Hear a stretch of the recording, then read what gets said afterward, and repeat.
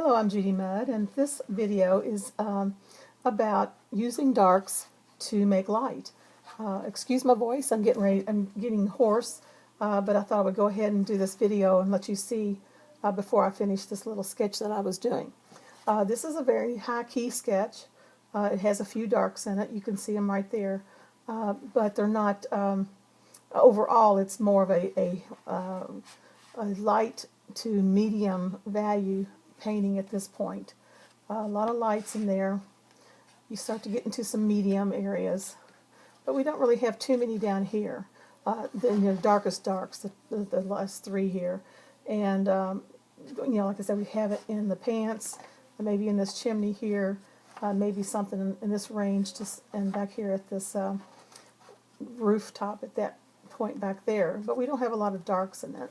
And for this to be a really sunlit scene painting, we really need to put some darks in. So I'm going to show you how to do that.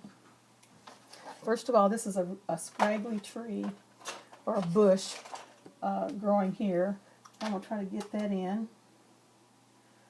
And we'll start with a medium, using a stiff fan brush. Because it is so scraggly, that's really the only way I can get a lot of those limbs and bushes in here. It's just not a very attractive bush. I think it actually goes down here some. We'll go in some darker. This is quinacridone burnt scarlet. Very similar to permanent brown. I use both. And now, to get that really dark, I'm coming in with almost solid paint. This is dioxazine. You can see how adding that, all of a sudden, this now starts to look a little more light struck already. I'm putting this down in the very darkest areas.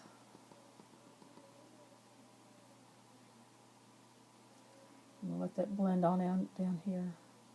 Just make some odd little shapes.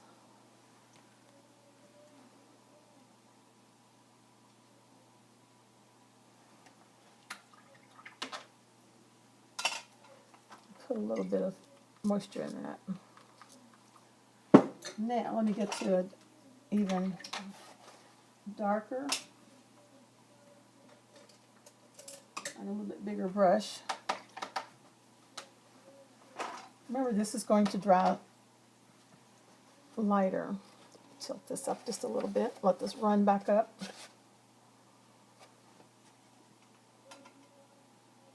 Go with a little thicker paint so it will stay put. And will look light.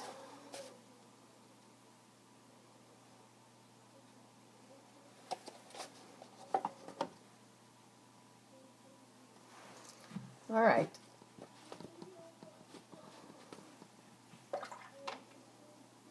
So I've mixed up a cobalt blue with just a touch of dioxazine violet.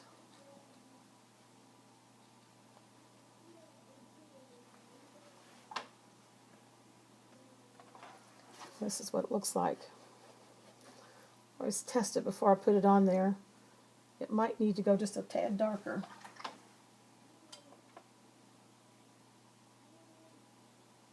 Let's see if that's better. It's still not strong enough. Sometimes if I can't get it strong enough, I'll add some ultramarine blue to it.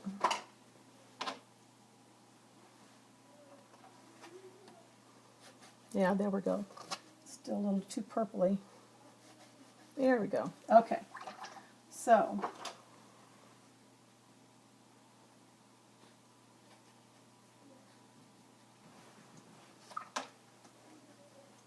put a few more darks in here for it.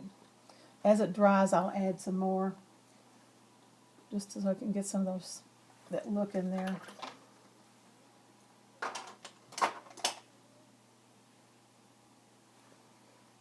I really want this to be dark.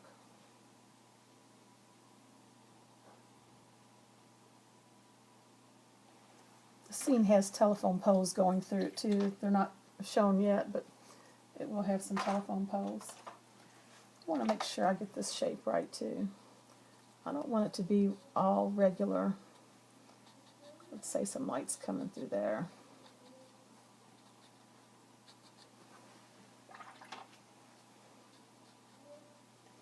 There, we got a little better shape.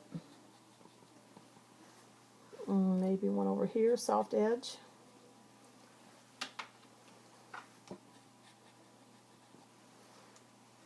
Lights coming around the corner.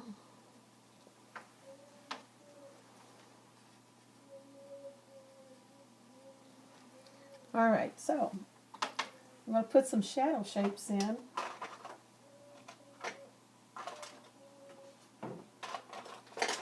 Using that violet or periwinkle, and it's going to run right into here, and that's fine with me. Let's see, how do we want to do that? Something like this.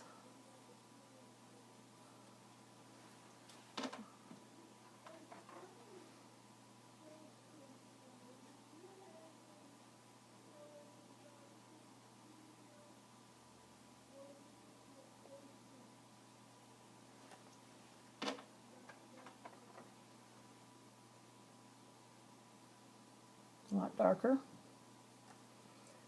Eventually, let's see, I'm going to attach that building here. I'm coming right into this area. Standing sideways, so it's a little more difficult to get that look. This bank over here is going to be in shade. This house is going to cast a shadow. This one here too.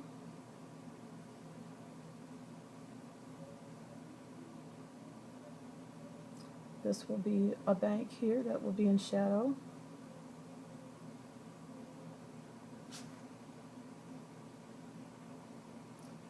There's a tree out of view, but it's right there.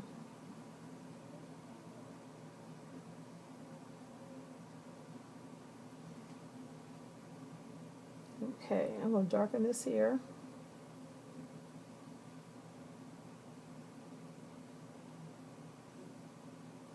Put more emphasis on it. Now you see how the light has come through. That really makes a difference. You can make this pop by putting your darks in.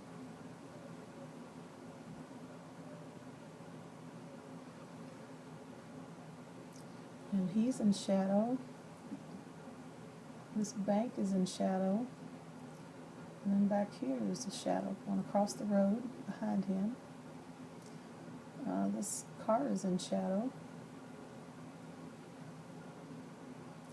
And the shadows now, they climb up, they shadows will take the shape of the form that they're on. So if there's a bank of grass over here, it's going to go up there, it's going to crawl up there and go across it. It's going to go up and cross it.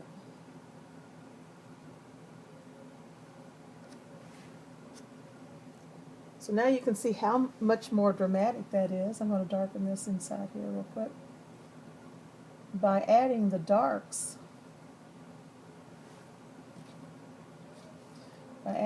we actually made the street look like it has more light on it.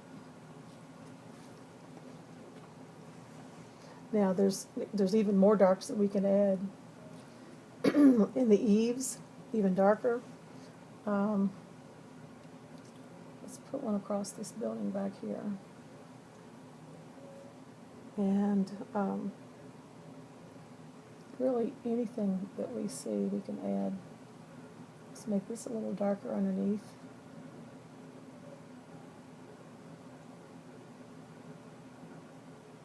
Let's add some more color down here. It really look like there's something growing down here.